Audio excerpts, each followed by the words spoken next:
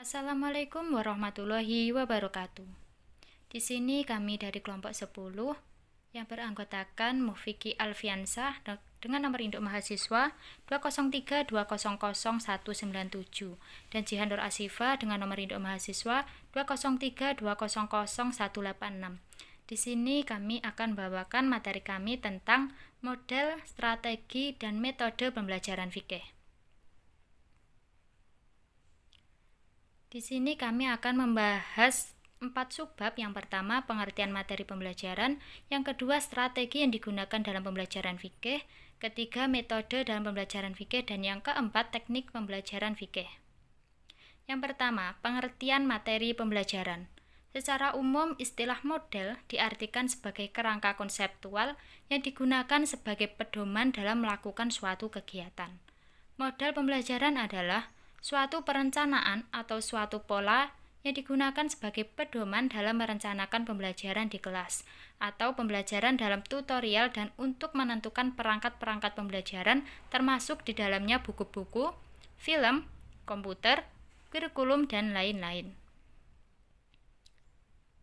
Macam-macam model pembelajaran. Yang pertama ada model pembelajaran kontekstual, yang kedua model pembelajaran kooperatif, yang ketiga model diskusi kelas, dan yang keempat, model pembelajaran inquiry. Selanjutnya yaitu strategi pembelajaran fikih. Secara umum, strategi mempunyai pengertian sebagai suatu garis besar haluan dalam bertindak untuk mencapai sasaran yang telah ditentukan. Dihubungkan dengan belajar mengajar, strategi bisa diartikan sebagai pola umum kegiatan guru dan peserta didik dalam perwujudan kegiatan belajar mengajar untuk mencapai tujuan yang telah ditentukan. Adapun jenis-jenis strategi pembelajaran fikih, yang pertama ada strategi ekspositoris, yang kedua strategi. Adapun jenis-jenis strategi pembelajaran fikih, yang pertama ada strategi ekspositoris, yang kedua ada strategi inquiry, yang ketiga ada strategi kontekstual teaching and learning, yang keempat ada strategi pemecahan masalah. Baik, untuk materi selanjutnya yaitu metode pembelajaran fikih. Metode pembelajaran fikih adalah suatu cara yang digunakan oleh seorang guru dalam menyampaikan materi atau yang berkenaan dengan pembelajaran fikih Islam kepada murid atau peserta didik dengan menggunakan berbagai cara sehingga tujuan dari sebuah pendidikan dapat tercapai secara efektif dan efisien. Nah, berikut ini merupakan beberapa metode pembelajaran yang bisa digunakan untuk mengimplementasikan strategi pembelajaran. Di antaranya yaitu yang pertama ada metode ceramah, yang kedua metode demonstrasi, yang ketiga metode diskusi, yang keempat metode simulasi, yang kelima metode tugas dan resitasi, yang keenam ada metode tanya jawab, yang ketujuh yaitu metode kerja kelompok, yang kedelapan metode latihan, 9 metode karya wisata. Selanjutnya materi terakhir yaitu teknik dalam pembelajaran. Yang pertama ada teknik ambak. Ambak merupakan suatu teknik penting dalam quantum teaching. Teknik ini menekankan bagaimana sedapat mungkin bisa menghadirkan perasaan dalam diri siswa bahwa apa yang mereka pelajari akan memberikan manfaat yang besar. Yang kedua ya ada teknik tandur. Nah, seorang guru tidak hanya memposisikan diri sebagai pentransfer ilmu pengetahuan saja, tetapi juga berperan sebagai fasilitator, mediator, dan motivator.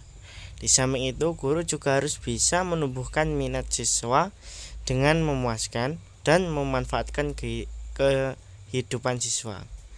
Guru harus bisa menghadirkan suasana yang alamiah serta tidak membedakan siswa yang satu dengan yang lain.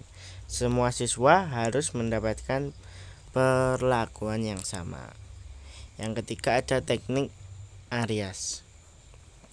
Nah, sikap percaya diri perlu ditanamkan pada diri siswa untuk mendorong mereka agar berusaha secara maksimal guna mencapai keberhasilan yang optimal.